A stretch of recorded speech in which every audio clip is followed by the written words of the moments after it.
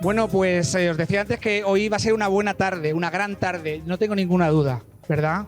Hemos empezado con una charla estupenda, muy interesante con Marina San Martín y Virginia Feito. Después tendremos la charla con Sean Connolly y los premios Valencia Negra, pero antes tenemos una charla que es de las más interesantes y las más esperadas del festival. Vamos a tener conduciendo esa charla a Laura González de Radio Nacional del programa Todos Somos Sospechosos, que es una garantía de éxito y de conducción, en este caso sobre el escenario. Y bueno, y vamos a tener una charla entre dos autores importantes que además nos hacen pegarnos a las páginas como si tuvieran cola, pegamento. Y vamos a intentar descubrir sus secretos, vamos a intentar que nos cuenten algo que no sepamos, vamos a hacer que nos vuelvan a llevar a sus páginas o a comprar nuevos libros que no conocemos. Y estamos hablando nada más y nada menos que Dolores Redondo, que además, mira, esto no lo sabes, pero ya sabéis que las redes sociales son muy chivatas, ¿verdad? Te cuentan cosas las redes sociales. Hoy las redes sociales nos han dicho que justo hace 7 años, el 14 de mayo de 2015, ¿no? Estuviste aquí en Valencia Negra y bueno, parece que los 14 de mayo toca. Bueno, pues nada, nos lo apuntamos en el calendario y Dolores va a estar acompañada de J.D. Barker, el autor de la trilogía El Cuarto Mono, La Quinta Víctima, etcétera, que viene desde Boston por primera vez en España a Valencia para hacernos partícipe de su literatura y su entusiasmo, que me consta de su entusiasmo por España. Los que tenéis este cacharrito y sois gente más lista que yo, no hace falta que os lo diga, pero yo lo digo por si acaso. La antenita esta, el cilindrito este, tiene que estar como apuntando al escenario porque estos son los emisores donde recibiréis el idioma. El 4 es en castellano, el 5 en inglés. Entiendo que vais a elegir el 4, ¿vale? Si no, sería un poco absurdo esto, pero bien. Así que nada, vamos a recibir a nuestros invitados con un fuerte aplauso. Muchas gracias.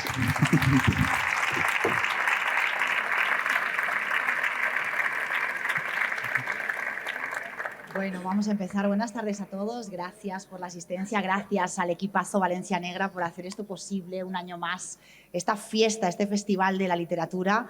Y gracias también a las dos personas que me acompañan en el escenario. Para mí es un honor compartir hoy y charlar un rato con Dolores Redondo y con J.D. Barker y nos vamos a pasar muy bien.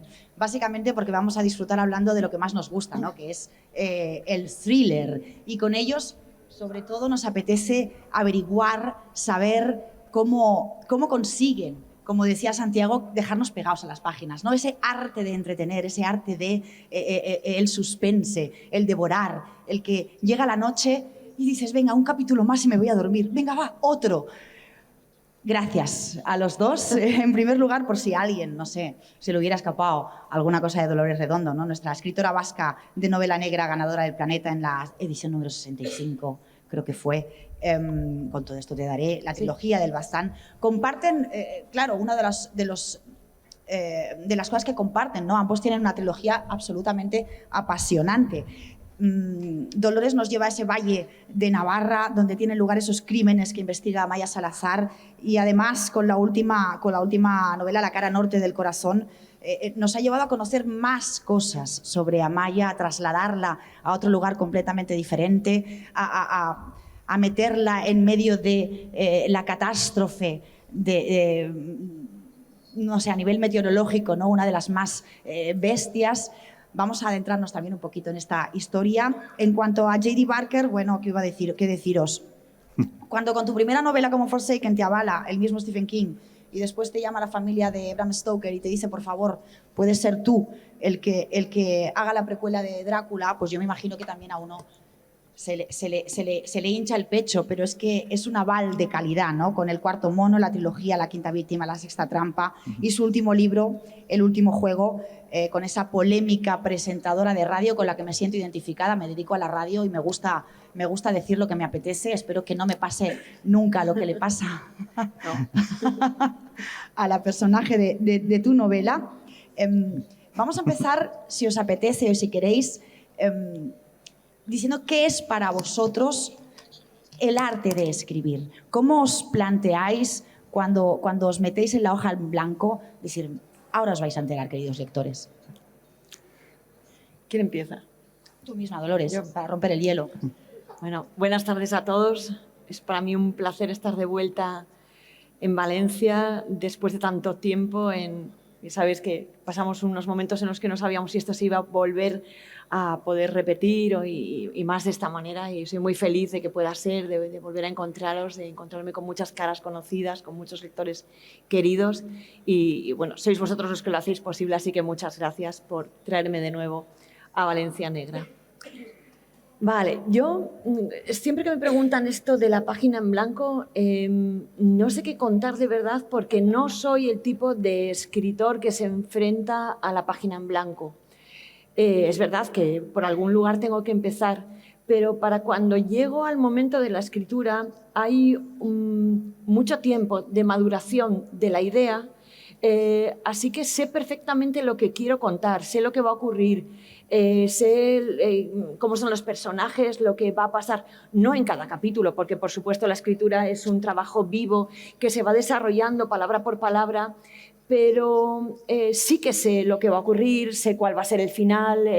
En líneas generales los personajes están bastante definidos, siempre hay alguna sorpresa porque, como digo, yo siempre comparo mi trabajo con la introspección minera. Es como meterse bajo tierra y empezar a cavar un túnel que sabes dónde empieza y a dónde te va a llevar, pero por el camino hay sorpresas, hay hallazgos que no te esperabas, hay abrir galerías que a veces tienes que cerrar porque no conducen a ninguna parte.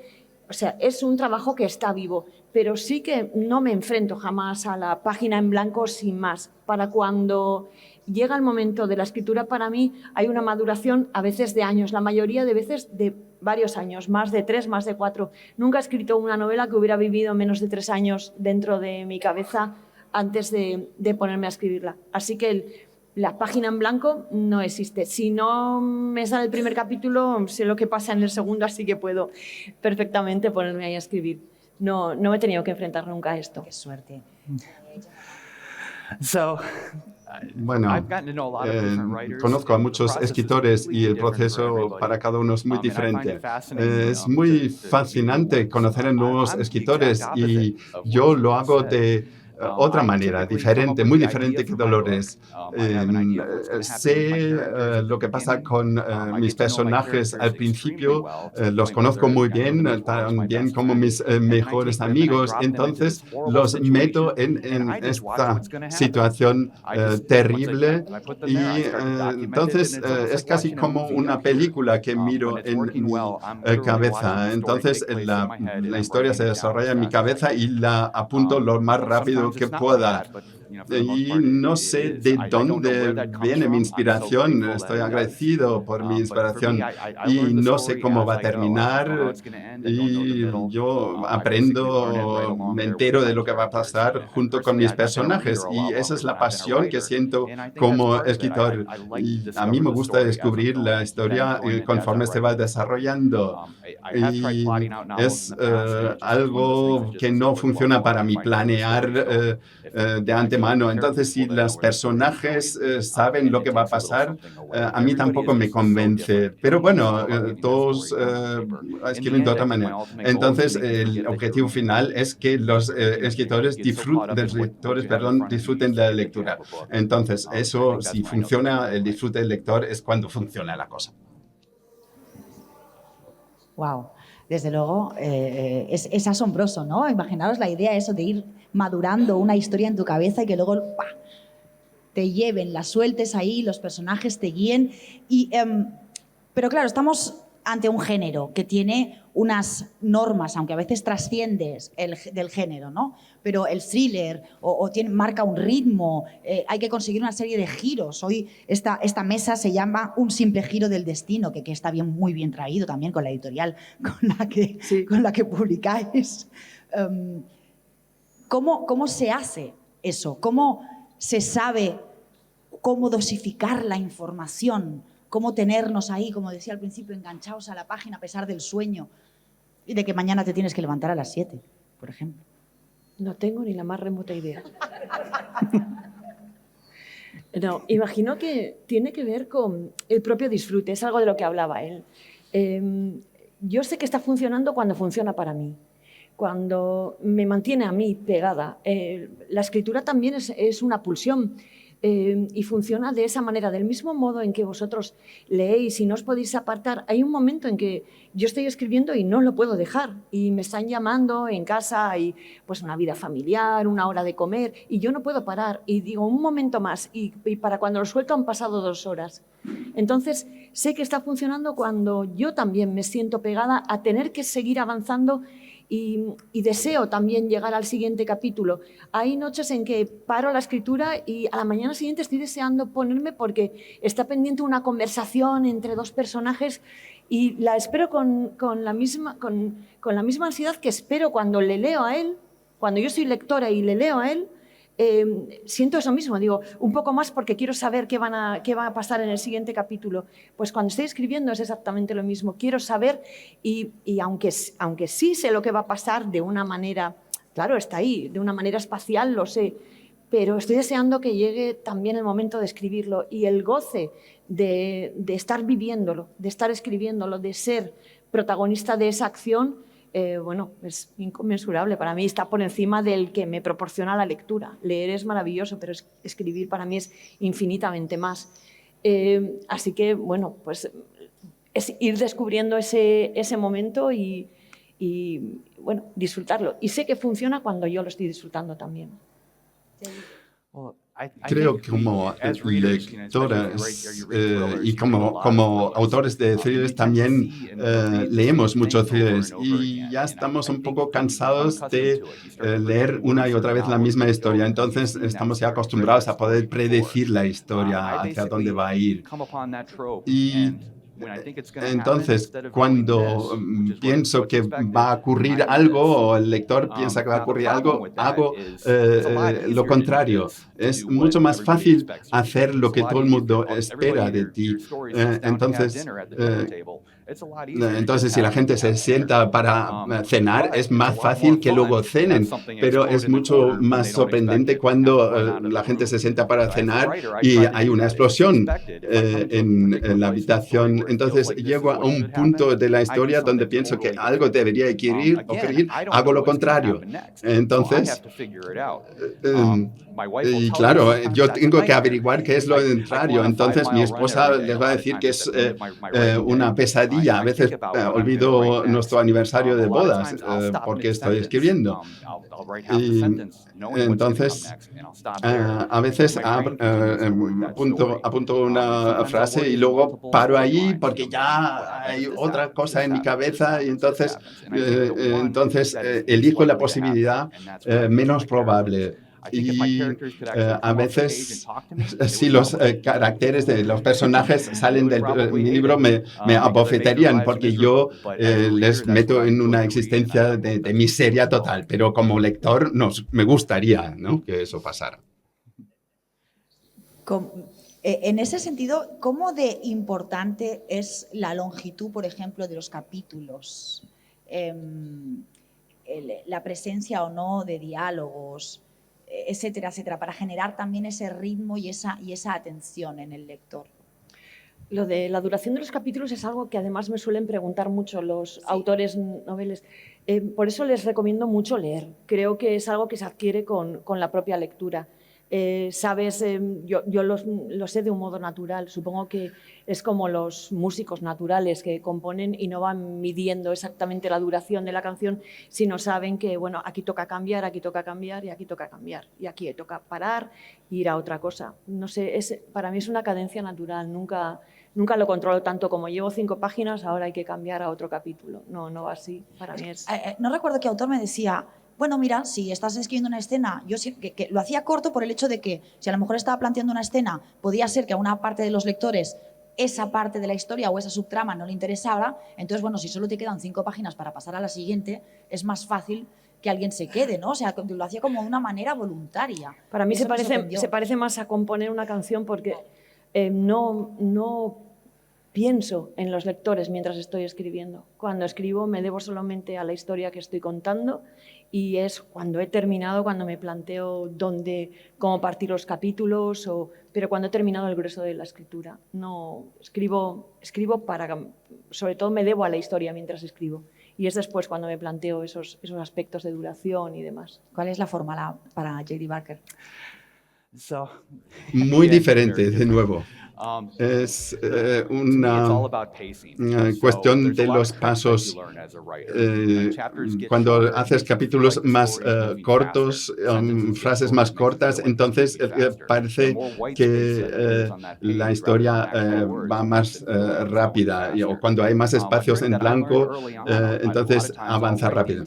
Y entonces, al final de los capítulos escribo algunos apartados. Yo era un negro, por así decirlo, escribiendo para otros, y lo que hacía era deshacerme del primer capítulo. Normalmente la historia empieza en el capítulo número 2. Y entonces el primer capítulo pues solo pues, da vueltas antes de entrar en la historia. Entonces, yo soy coautor de algunos libros con James Patterson, y él es muy bueno a la hora de establecer el ritmo. Entonces yo le mando mis páginas, entonces él me dice todo lo que he hecho mal, me corrige. Y muchas veces tiene que ver con acortar los capítulos, y especialmente en los thrillers los capítulos son cada vez más cortos, y entonces avanza la historia.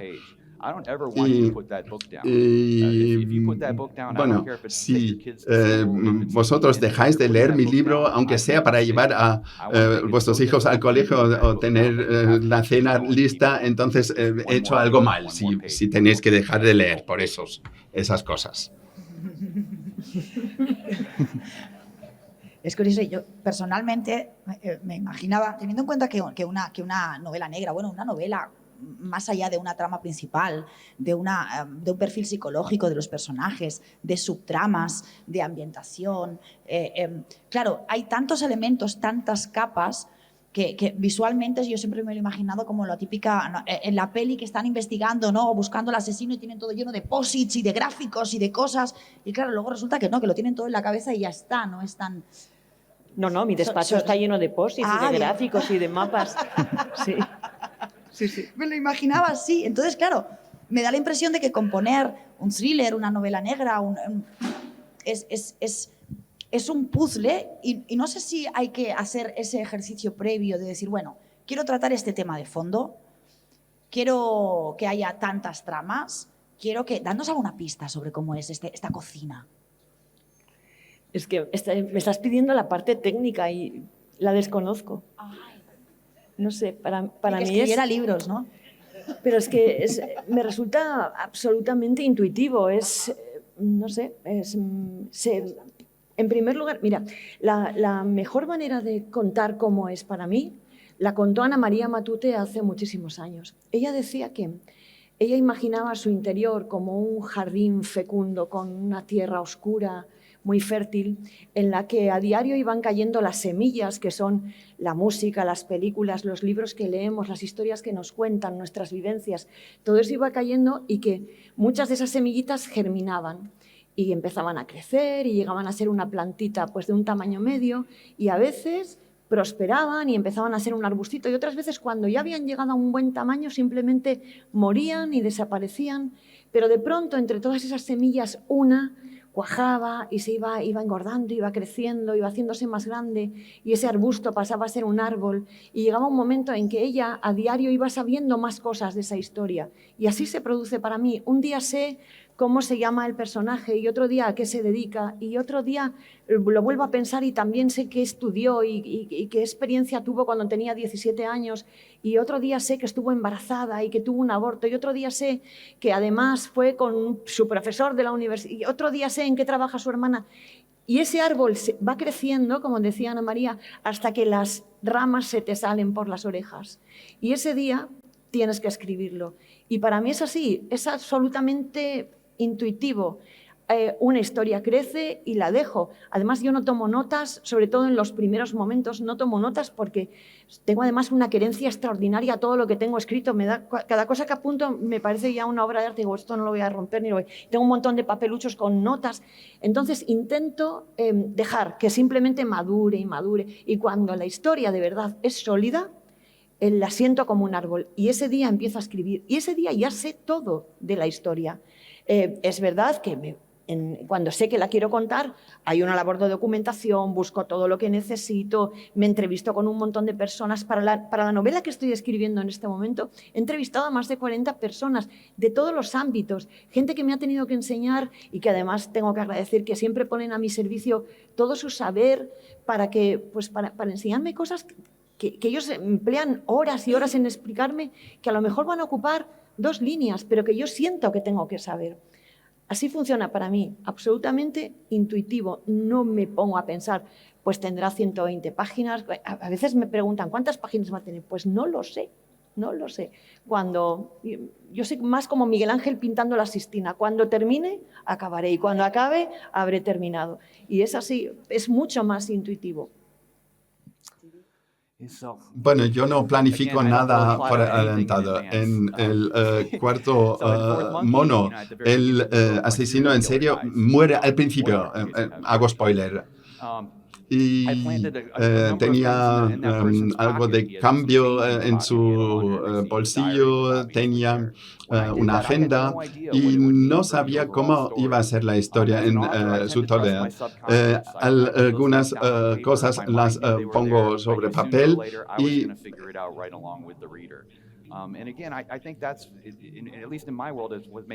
una buena historia consiste en que uno quiere saber lo que va a ocurrir. Entonces, un detective encuentra estas cosas en los bolsillos del asesino en serie y la historia sería diferente si otro personaje hubiera encontrado esas cosas.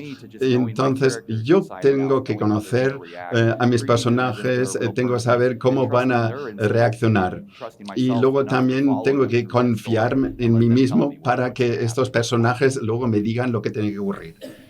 Creo que a los lectores nos fascina. Yo, por ejemplo, leyendo, pues de repente quiero estudiar criminología. Me encantaría poder investigar también, ¿no? Y no sé si como vosotros como lectores o también como actores o autores os ha pasado lo mismo, porque claro, tenéis que tener un conocimiento, una documentación del proceso de investigación que, claro, pica mucho el gusanillo. Y por otro lado, ¿a qué conclusión habéis llegado sobre el mal? Las dos muy interesantes. Yo, claro, por supuesto, mientras me documento, quiero ser todas las especialidades de la novela. Quiero ser criminóloga, quiero ser policía, quiero ser forense, pero en el fondo lo que quiero ser es escritora, que me permite ser todas esas, acceder a todas esas personas, implicarme un momento sin tener que dedicar toda mi vida. Lo que siempre he querido es ser escritora y me parece maravilloso poder tocar un poquito de todo ese saber bueno, pues maestra de nada, ¿no? Pero aprendiz de todo. Es verdad que en ese momento sí que me interesó mucho por cada una de esas cosas y también agradezco, por supuesto, que haya profesionales que dedican toda su vida y que tienen tanto conocimiento y que nos lo prestan para que nosotros podamos documentarnos. Y la otra parte, me hablabas del mal. El mal. Bueno, aquí entramos en materia. En materia ya, sí. Sí. Este es siempre un tema peliagudo porque en mis novelas sabéis que siempre el mal aparece como una entidad de la que se habla todo el tiempo y en la que, bueno, que se mueve de un modo paralelo por encima de los personajes y que yo siempre dejo sin definir del todo. Y es porque en el fondo, por supuesto, creo en la maldad humana y creo en los actos negativos propios de los seres humanos. También creo en la locura y creo en las enfermedades mentales y en las personas que pueden llegar a realizar actos atroces pues porque tienen sus facultades mentales alteradas, pero también creo en el mal per se, en el mal.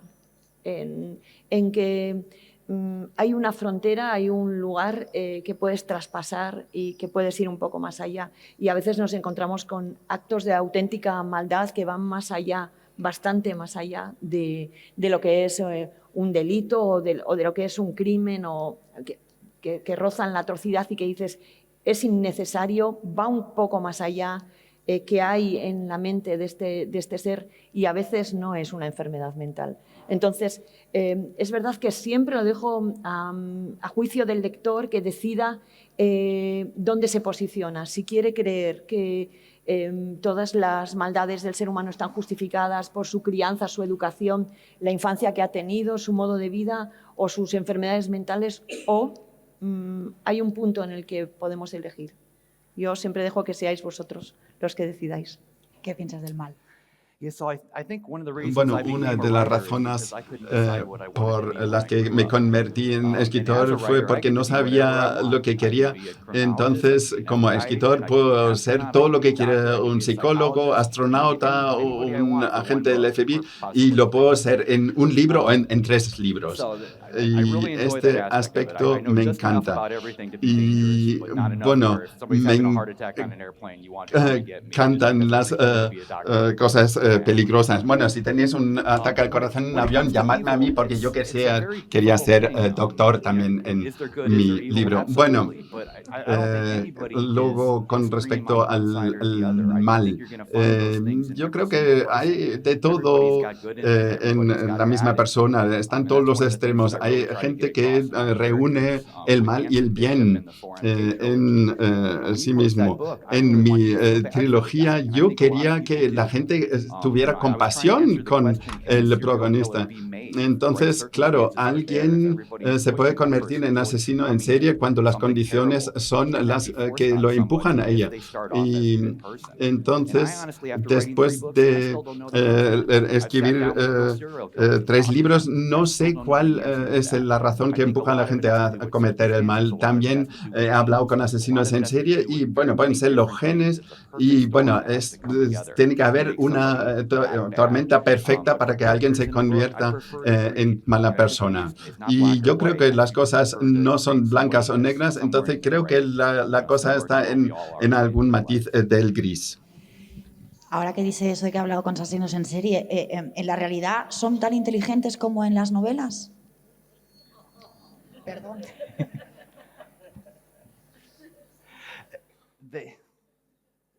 Bueno, les gustaría creer que son inteligentes. Un sociópata, bueno, hay gente que no sienten emociones como una persona normal. Y si esa persona mata a alguien, no tiene remordimientos, no siente culpa. Entonces, tienen miedo a que se les pille, pero antes que nada. Entonces, hay algunos matices. Pero bueno, esta gente existe. Quizás aquí, en este claustro, hay alguien y gente que nunca ha hecho nada y normalmente la gente controla esos impulsos, pero puede llegar un momento en que no. Y en general los criminales no son muy inteligentes y los criminales en los libros y en las películas son más inteligentes que en la realidad. Y quizás podéis dormir un poco más tranquilos sabiéndolo. Y creo que los más peligrosos están en la cárcel y seguirán ahí. Bueno, por estadísticas sí que dicen, ¿no?, que debería haber algún sociópata entre el público, unos cuantos, quién sabe. Pero bueno, vamos a dejarlo ahí. Dolores, nosotros. Me gustaría hablar sobre la incorporación del elemento sobrenatural y el misterio en vuestras historias, que creo que es un elemento también a tener en cuenta, ¿no? Y destacable. Bueno, el elemento sobrenatural... Yo no lo llamaría sobrenatural exactamente, ¿no? Pero sí el elemento inexplicable o esa opción que, como digo, dejo al lector para que decida con qué explicación se siente más cómodo. Sé que algunos de mis lectores, bueno, muchos de los que estáis aquí, en algún momento os habéis acercado tras las firmas y me habéis preguntado en estos finales tal persona, yo creo que era así, o era esto, o era esto otro lo que le movía, y yo siempre al lector le digo, bueno, pues tú tienes razón, pero viene otro y me dice, pues yo creo que la explicación es esta otra, y digo, tienes razón, porque es verdad que el criterio con el que cada uno es capaz de aceptar es diferente, pero es cierto que muchas cuestiones invisibles son importantes para muchísimas personas. No estoy diciendo nada raro si digo que sabemos que muchas personas viven su vida en torno a la religión, en torno a distintas creencias, a distintas religiones, en la mayoría de los casos para bien, viven y tienen una educación en torno a una religión, a unas creencias, y eso simplemente les sirve para llevar una vida pues, ejemplar. Pero también somos conscientes de que en todas las policías del mundo hay brigadas que se dedican a la persecución de delitos de fe relacionados con sectas, con grupúsculos y con personas pues, que, movidos por sus creencias, son capaces de traspasar las fronteras que todos sabemos que marcan los límites normales e ir un poco más allá. Me interesan mucho porque las he encontrado alrededor, porque son una realidad, porque existen para todas las policías del mundo, porque en esta misma ciudad hay sectas, hay personas que han cedido toda su riqueza a grupos para los que trabajan y a los que entregan toda su vida, que se rigen por las normas que les marcan, que en la mayoría de las veces están maquilladas como un servicio al resto de la humanidad y a un crecimiento interior, pero que en algunos casos se pervierte y traspasa los límites y las fronteras hacia otros lugares. Y de esto, pues, a menudo me gusta hablar porque entiendo que hay un vacío, a veces legal, porque está sustentado sobre la fe, y otras veces, pues, moral o social, que es aterrador. Y estoy de acuerdo. Me encanta la ambientación sonora. Y es una realidad que está ahí. Todos sabemos que, en efecto, hay muchas personas que viven su vida en torno a la fe, pero también hay personas que son perfectamente capaces de matar por lo que creen. Y, por ejemplo, en el aspecto de la fe y lo sobrenatural que hay alrededor de todo esto, me fascina que alguien, por una creencia, pueda llegar a ser capaz de traspasar pues la frontera del no matarás, por ejemplo. J.D. Barker. Yo escribí una precuela para Drácula, para la familia Bram Stoker, y fue un privilegio porque yo pude acceder a todas las notas que tenía antes de escribir Drácula. Y había estado investigando vampiros durante toda su vida, desde la edad de 8 años, y al final creyó que los vampiros realmente existían. Y lo que le fascinó era que en todas las culturas hay una leyenda de vampiros, del lobo, del hombre lobo. Y entonces nosotros estamos muy separados culturalmente. Y entonces después se unieron las culturas, hubo intercambio, entonces las culturas se dieron cuenta que todos tenían vampiros o hombres lobos. Y creo que esto se pasa a algo que existe en la realidad. Y bueno, yo sé que hay muchas cosas en el mundo que no entiendo. Alguna cosa que escuchamos, aunque suene muy fantástico e inexplicable, pues hay una base real. Y entonces, cuando vamos a la base, creo que descubrimos la verdad. Es increíble ver todas esas cosas. No sé, personalmente me parece difícil incorporar ese elemento del misterio, de lo desconocido, ¿no?, a una novela y hacerla tan verosímil, que enganchen tanto, como es el caso de los dos autores que nos acompañan, la verdad. O sea, hace poco pues, estaba en una mesa en la que los escritores negaban que eso pudiera ser posible. Entonces, bueno, yo soy una mujer vasca. Muchas de mis antepasadas fueron condenadas por la Inquisición por prácticas de brujería. Así que puedes negarlo a nivel de, bueno, ¿existe la brujería? No existe. El caso es que había gente que creía que existía. Había mujeres que vivían su vida en torno a esa creencia y había gente encargada de perseguirlas porque creían que de verdad podían transportarse por encima de los campos y volar con unos ungüentos que se ponían en las piernas y que hacían hechizos y eran capaces de matar el ganado de los vecinos o a sus bebés mientras dormían en las cunas. Creían que podían convocar el mal y traer grandes catástrofes, estaban convencidos y en torno a eso pues muchísimas personas sufrieron. Negarlo pues es negar nuestra propia historia. Las creencias que en un momento dado nos puedan parecer absurdas hoy en día, claro, desde aquí, desde la tecnología, estamos escuchando cómo nos traducen Jacob. por aquí, es una maravilla, pero, perdón, ¿quién nos traduce? Jacob, gracias. Entonces, resulta muy fácil con un teléfono móvil en la mano, pero siempre digo, cuando te planteas cómo era la situación de estas personas hace 100 años, en el Valle de Baztán no había luz. Por las noches, a las 5 de la tarde, cuando en invierno se iba la luz, estaban en la más absoluta oscuridad. Y cuando estás en la oscuridad y llega la incertidumbre y el médico más cercano está a un montón de kilómetros y hay una mortandad infantil tan alta como la que había en aquellos tiempos, en esa incertidumbre buscas entender las cosas y todo lo que no entiendes queda en esa oscuridad, en la misma de la noche. Es normal intentar protegerse mediante el ritual que sea y esas personas que vivían tan pegadas a la naturaleza se regían por ritos que eran absolutamente ancestrales y que estaban pegados a los ciclos vitales, a sus cosechas, a los nacimientos del ganado y a que un hijo lograse sobrevivir a su infancia. Eso era una realidad y eso no se puede negar. Bueno, como digo, pues porque miles de personas padecieron eso y, bueno, y grandes imperios se cimentaron sobre la persecución a esos grupos de creyentes que al fin y al cabo inicialmente solo habían reconvertido su religión anterior, sus creencias anteriores al cristianismo, habían hecho esa mezcla pagana y bueno, pues eran perseguidos, pero para mí no tiene nada más que ver que con mujeres que eran muy conocedoras de su propio cuerpo, del lugar donde vivían, de los ciclos naturales y punto. Que igual alguna sí tenía conexión con el diablo, pues igual alguna. Yo no.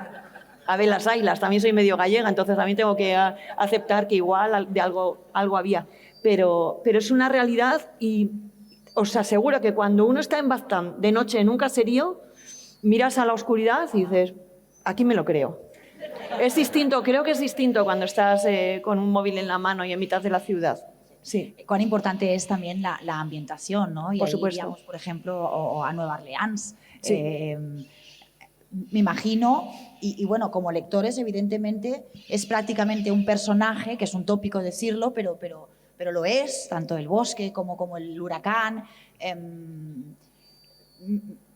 Bueno, no sé si me nos puedes comentar sobre la importancia en tus novelas En la trilogía de Baztán, por supuesto.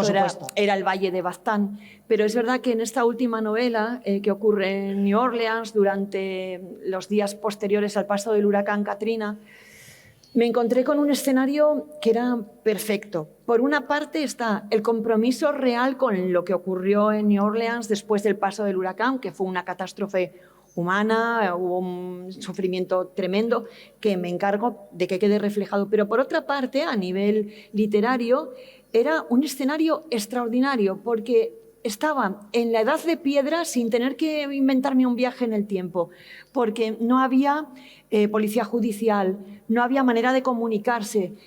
Las policías de los distintos estados en New Orleans se comunicaban con un spray de colores, pintando una señal en los edificios según los iban explorando y allí marcaban a qué unidad pertenecían, cuántos supervivientes había en el interior, cuántos cadáveres, si se habían llevado a alguien, en qué estado estaba el edificio para recomendar o no la entrada. Imaginaos, es volver a la Edad de Piedra. Cuando anochecía nos quedábamos con una ciudad inundada hasta el primer piso, el segundo en algunas calles, sin agua corriente, sin gas, sin ningún medio de comunicación y con un calor tremendo porque era agosto, no olvidemos que es una zona tropical, y después del paso del huracán comenzó a hacer muchísimo calor, el agua evaporaba, el alcantarillado había revocado, los muros que contenían el río Mississippi habían reventado y toda la ciudad estaba llena de bichos, además había serpientes, había ratas, había caimanes, o sea, era el desastre más absoluto. Y claro, esto es un escenario fantástico para poner una investigación policial. Y ahí tenemos a mis investigadores. Claro, para mí fue un regalo porque en vez de tener que viajar en el tiempo o llevármelo a otra época, he podido llevar la investigación policial al punto en el que estaban pues, a principios de siglo, cuando un investigador no podía cotejar pruebas, ni llamar a un laboratorio, ni llevarse muestras, ni conservarlas de ninguna manera, simplemente instinto, una investigación instintiva e intuitiva. En ese sentido, claro, no había pensado en eso, no tiene nada que ver un thriller actual hoy día o si nos vamos al último juego, ¿no? En directo prácticamente, claro, con una historia, una precuela de Drácula, o sea, los tiempos, claro, hablabas de la tecnología, ¿no? Sí. Marca completamente la historia, el ritmo, la dificultad de la narración, son dos juegos. Si me permites, en la última novela de Jay, empieza en un coche, escuchando la radio, con el teléfono móvil, con el coche patrulla, es todo tecnología, el satélite, los conciertos, están hablando de todo lo que está huyendo en la ciudad y es puramente tecnológico, te das cuenta de qué vivo está todo y si todo eso de pronto se detuviese, bueno, hay alguna película, alguna novela de Stephen King, ¿no?, en la que se detiene toda la tecnología y de pronto pues quedas sumido en la edad de piedra. Y es verdad que para nosotros es un gran acicate tenerle, porque además los lectores os habéis acostumbrado a conocer y conocéis cuáles son los ritmos. Sabéis que cuando un investigador llega al escenario de un crimen, pues cómo hay que proceder, sabéis quién tiene que llegar primero, cuánto tiempo tarda, sabéis cuánto tiempo tarda un análisis de ADN, a nadie se le ocurre que está 5 minutos después o sea, vosotros ya tenéis también imbuido esos tempos, digamos. Y claro, en una novela como esta te los cargas, igual que en Drácula. Pero es curioso porque la de él empieza con pura tecnología. Es todo el tiempo radio, coches, coche patrulla, satélite, conciertos, está todo huyendo. Yo creo que una de las cosas que más miedo dan es el aislamiento, estar solo. Y hoy en día es casi imposible estar solo porque tenemos todo el mundo en nuestro teléfono móvil, pero cuando nos lo quitan es algo que asusta. Y Jordan Briggs, ella está en una emisora de radio, está rodeada de gente, pero ella está sola en este libro. Ella tiene que decidir las cosas. Es decir, solo estamos a un paso de volver al siglo XVIII. Estamos tan dependientes de la tecnología. Pero, por ejemplo, una explosión solar podría llevar a la situación de que la tecnología en todo el mundo dejara de funcionar. Eso me aterroriza. Hay muy pocas cosas que me asustan, pero yo crecí en Florida y viví 2 huracanes y el agua subía y no puedes hacer nada. Entonces, luego pues, el viento levanta coches, barcos y lo único que puedes hacer es mirar. Eso es atemorizador.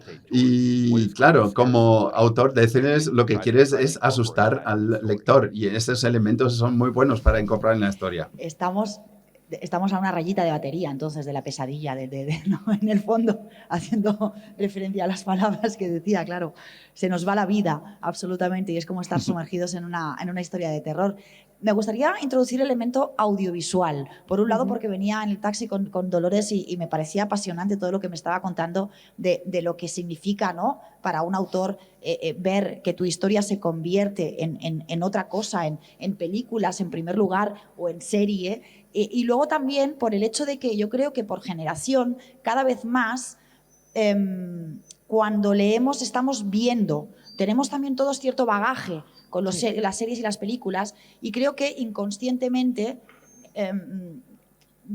la escritura ya llega a ser muy visual y nosotros como lectores también estamos ahí imaginando, ¿no? No sé si queréis decir algo al respecto. Y cuéntanos anécdotas, por favor, Dolores. Bueno, para mí, cuando me propusieron que iban a adaptar El Guardián Invisible, El Legado de los Huesos, Ofrenda a la Tormenta, la trilogía al cine, bueno, en primer lugar, pues una alegría, ¿no? Dices, bueno, esto va a ser una película, pero tengo que decir que al principio pues da bastante vértigo porque, bueno, pues porque va a cambiar. Porque va a cambiar y hay que saber que va a cambiar. Y tengo que decir que con la primera adaptación sufrí bastante, pues por eso, por tener que entender que era inevitable, que de alguna manera tenía que plegarme a eso. O, como decía mi agente, o estás dispuesta a que haya algunos cambios o no dejes que nunca adapten algo que has escrito y que lo hagan cine, porque es evidente que todos los que forman parte de ese equipo van a ir sumando su granito de arena y eso va a sufrir cambios. Pero una vez pasado el primer trauma de la primera película, la experiencia pues, fue maravillosa por todo lo que me brindó. Me brindó conocer el mundo del cine desde dentro, poder asistir a los rodajes, conocer a los actores, al director, a las personas que trabajaban en la película. Y la experiencia fue tan buena que bueno, pues que quise más y bueno, pues que cuando llegué con esta novela, con La cara norte del corazón, yo ya sabía que en España no se iba a poder hacer porque, bueno, pues como he dicho, para los que no la hayáis leído, la novela ocurre en Estados Unidos durante el paso y los días posteriores al paso del huracán Katrina sobre New Orleans. Y yo sabía que era muy difícil de hacer en España y cuando me llegó la noticia de que la NBC y el productor de Harry Potter querían llevar adelante la adaptación en Estados Unidos, bueno, pues me pareció maravillosa y también sé que tendrá cambios, es inevitable, además lo van a convertir en una serie, no en un largometraje, así que tendrá cambios sin ninguna duda. Pero bueno, estoy entusiasmada con la idea y con las ganas de ir allí y de asistir en directo de nuevo al rodaje, que es toda una experiencia. JD, ¿estás de acuerdo con esta idea de que el audiovisual nos influye como autores, como lectores? Sí, bueno, 7 de mis libros están en el proceso de convertirse en películas, en series. Y me dijeron, lo único que controlas es el libro, las palabras en tus páginas. Y luego pues, se convierte en audiolibro, entonces es el narrador. Y cuando llevas tus libros a Hollywood, entonces tienes que dejarles que hagan lo que quieran. Y Ron Howard me llamó con respecto al Cuarto Mono y entonces me dijo cuánto tengo que sacar el libro para convertirlo en la película de 2 horas. Entonces hay que sacar este personaje. Entonces es casi como si te dijeran que tienes que cambiar el nombre de tu hijo o enseñarlo otra lengua. Es decir, hay que salirse de este proceso. Esta gente sabe lo que hace. Y claro, el último juego es un poco algo que es muy difícil convertir en una película porque hago explotar Nueva York, a ver qué hacen, ¿no? Va a costar mucho. Pero bueno, un libro es como una película en tu cabeza con un presupuesto ilimitado, ¿no? Y cuando realmente hay que convertirlo en una película con personajes reales, entonces es la visión de alguien de convertir este libro en una película. Hay que confiar en ellos. Me ha dicho Santi que se ha acabado ya. Es que me sabe bueno, pues se me ha hecho cortísimo, pero creo que hemos llegado hasta aquí hoy con JD Barker y con Dolores Redondo. Muchísimas gracias por vuestras palabras y por escribir.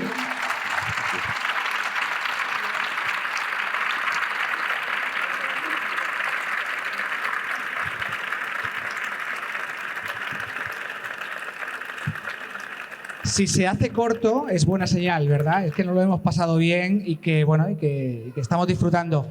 Valencia Negra no ha terminado todavía hoy. De hecho, queda una charla muy interesante. Unas pocas cosas muy importantes que tenéis que saber. Una, tanto JD Barker como Dolores no firmarán ahora, sino firmarán después de la charla de John Connolly. Ahora lo que tenéis que hacer, porque aunque John Connolly digáis, John Connolly no es de Murcia, es verdad, no es de Murcia, es extranjero. pero él hace la charla en castellano. Es decir, no necesitáis los audífonos. Podéis retornar los audífonos, ¿de acuerdo? Y en 10 minutos volveremos ahí con Sean Connolly y tras la charla de Sean Connolly y los premios firmarán los 3 en la librería. Pero podéis comprar libros, eso por favor, hacedlo. Comprad libros, no los dejéis para después. Muchas gracias, seguimos en Valencia Negra.